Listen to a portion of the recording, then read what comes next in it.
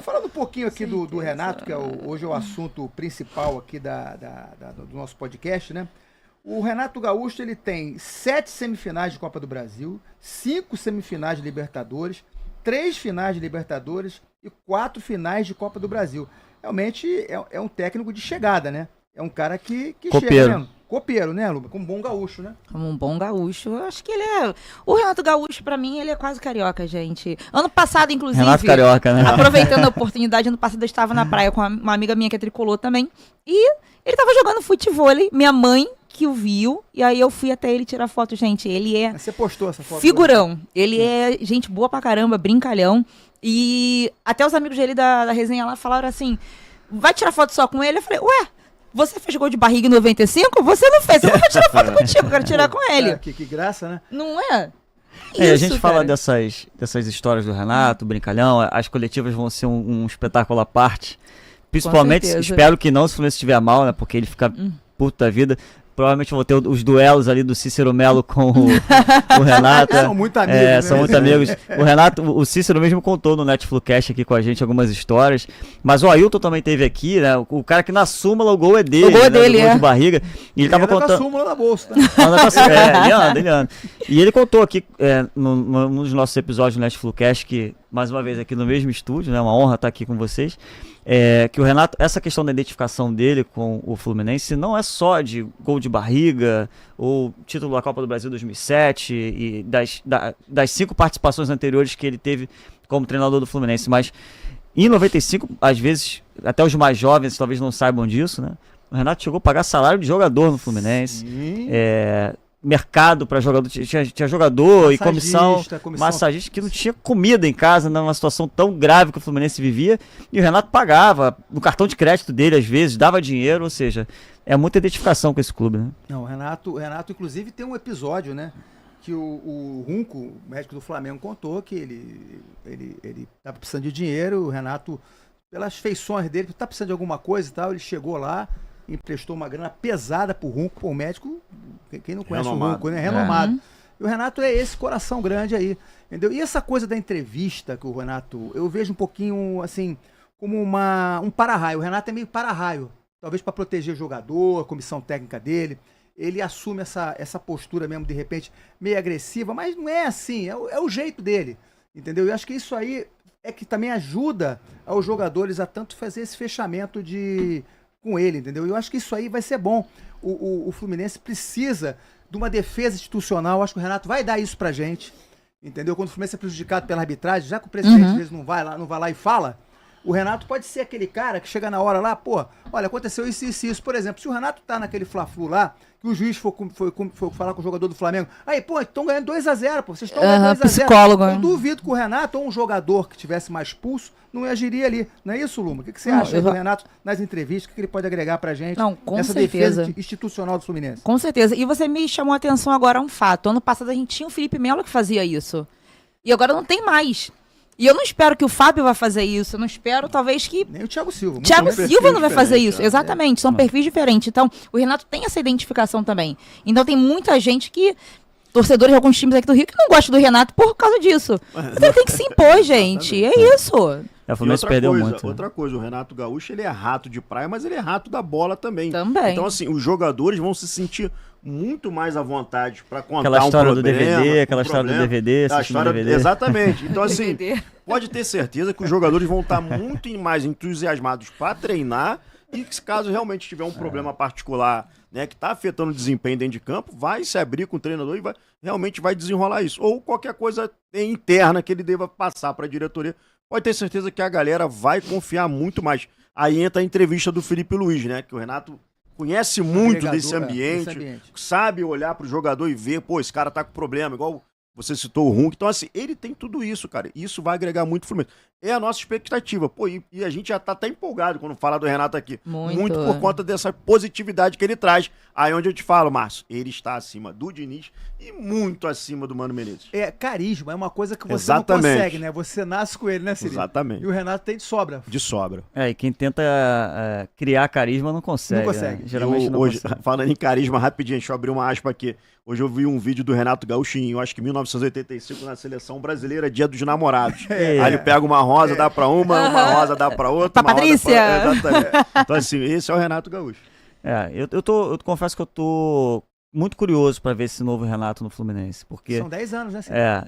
E o futebol mudou muita coisa de lá pra cá, até dos últimos títulos do Renato também. Sim, né? sim. Então eu acho que a gente fala muito do Fernando Diniz, o Diniz acabou virando, né, uma régua, né, que a gente geralmente, pra embasar se o Fluminense vai bem ou se vai mal. Pra mediar alguma coisa, né? Pra alguma coisa, exatamente. E da mesma forma que, na minha humilde opinião, eu acho que o Fernando Diniz precisa se reinventar algumas coisas, Sim. talvez o Renato precise se atualizar um pouco também para esse futebol mais moderno, ou Sim. seja, para questões de leitura, porque o futebol hoje não é só aquela coisa que a gente veio falando aqui no começo do programa, de anímico, de botar os caras para jogar, aquela disposição, você sair gritando e realmente ter aquela confiança, porque isso tudo faz parte do futebol, claro, essa defesa, não só o Felipe Melo que a gente perdeu, mas o André, o Nino faziam muito isso também. O Fluminense hoje ele joga com um time mais experiente, ninguém reclama, ninguém fala nada, tem uma situação de VAR, ninguém vai no ouvido. É um time sem maldade. Sem maldade. Então, realmente, isso Chega aí a ser precisa... bobo. Chega a ser bobo, Não, chega a ser bobo, sabe? Juvenil. Mas eu acho que ele também precisa se atualizar. Ele fala muito, né? Eu não preciso estudar, não preciso fazer o curso da CBF. Cara, mas tudo mais. pra mim Isso é isso é fanfarronice. causada dele. Eu tenho Mas certeza. eu acho que tem um pouco de verdade. Isso é a marca dele Será? também, né? Pode eu ser. acho. Eu vejo o É a Renato marca assim, dele, falando tranquilinho sem isso. Ele não é soberbo, não. Não. Eu não acho o Renato Não, soberbo. não, Ele sempre foi daquele jeito. Eu não acho. E um ponto que você falou da gente ser assim, um pouco bobão hoje, entre aspas, claro. Pra você ver o Freitas que teve que comprar o barulho no Fla-Flu, Tava depois no já banco.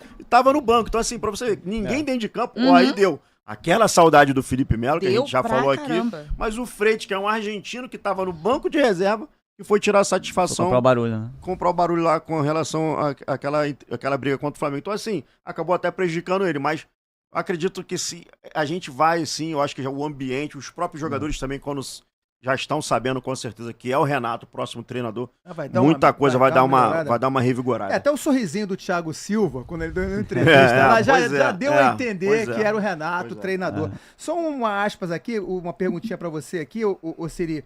O Marcos Rosa Marcos está perguntando aqui, se você saiu do Netflix, explica aí, se você não saiu do Netflix. Não saí do Netflix. Ele tá com a camisa do continuo lá. Netflix. Tô com a camisa aqui representando. Não, na verdade eu tô mais administrativo, mais... o meu papel, na verdade, gente, eu caí de paraquedas como comentarista. Eu já era colunista no Netflix, emitia muitas opiniões voltadas para a área de marketing, de venda de jogadores, né, que é mais a minha área, tecnologia também.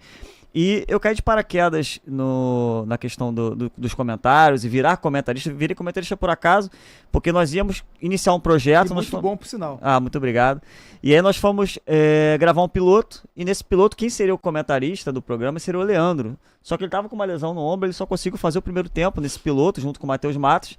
Ele falou assim, ele faz aí o segundo tempo, nesse off, né, pra gente poder testar o Matheus. Esse era o foco. Só que a química foi tão boa minha com o Matheus, né? De fazer uma transmissão mais divertida, um pouco menos aquela coisa blasé, sabe? Engessada. Aquela coisa engessada, e isso realmente foi ganhando o gosto do torcedor do Fluminense. Até a minha saída foi de comentarista, vamos dizer assim. Ainda participo de alguns pré-jogos lá com o Vitor Costa, ele tá sempre recorrendo a mim. Siri, vem hoje e tudo mais. Mas a gente estava falando muito da questão da época que o Fluminense estava fazendo a gente sofrer demais, esse pré-23, esse pré-retorno de Diniz. E a minha saúde estava afetando bastante, sabe? Aquela coisa meio espírita, sabe, irmão? De você carregar aquela audiência toda e o Fluminense tomando porrada. Eu poderia ter tomado alguns processos, porque eu xinguei algumas pessoas de times rivais, briga, confusão. Então, eu achei melhor tirar um pouco o meu time de campo, mas continuo no Netflix, tô lá e... Porque assim, o pessoal, assim, isso que ele tá falando, a gente tem que ter um equilíbrio danado aqui, cara. Eu falo aqui com o Ivo, que é o nosso pitbull aqui da mesa aqui, entendeu? muita responsabilidade com o microfone, ele, cara. porque assim, tem que ter uma responsabilidade com isso aqui. Isso aqui é um canhão, tudo que a gente fala reverbera, Hoje em né? dia é pior, e assim, né? você tem uma audiência, então você tem que... Inclusive eles pediram aqui, porque eu sou cabeça branca, que eles chamam aqui, cabeça branca, pra ficar de âncora aqui, pra dar uma acalmada aqui, porque eu já passei de tantas fases do Fluminense que eu já tô mais calejado. Sabe o que começou a me mudar um pouco? Nessa coisa explosiva de torcer pro Fluminense, porque a gente tá acostumado com futebol, a gente tá acostumado com palavrão, Sim. infelizmente acostumado com agressão, com porradaria. isso fazia muita parte do futebol e hoje eu acho que isso é tudo bobagem. O palavrão a gente tem que extravasar e tudo mais. Mas eu comecei a mudar quando eu recebi um e-mail. Eu tomei uma chamada, eu tomei uma comida de um torcedor do Fluminense, que numa dessas explosões que eu tive, ele falou, cara, eu tava assistindo pelo e-mail dele, ele mandou um e-mail pro Netflix e falou, cara, quem tava na audiência não era só eu, era eu e minha filha criança. Meu Deus. Cara, aquilo ali mexeu comigo de um jeito, eu falei, cara, o que eu tô fazendo? Tô fazendo tudo errado. Eu posso continuar sendo torcedor do Fluminense, apaixonado, explosivo, mas eu tenho que respeitar quem tá no outro lado da audiência. É isso aí. E eu não tava fazendo isso. Eu falo isso aqui sempre, aqui no início, aqui eu falo assim, o Márcio não gosta que fale palavrão. É justamente porque meus netos estão assistindo. Entendeu? São com crianças. E tem senhoras assistindo. Tem minha mãe, que faleceu com 101 anos, ela assistia futebol. 101 faleceu tem 6 meses agora. Meu 6 Deus, meses. 101 para 102, quase com 102. Minha sogra foi com 102. Então minha mãe, ela, pelo menos ela viu o Fluminense ser campeão da Libertadores, né? Então minha mãe assistia.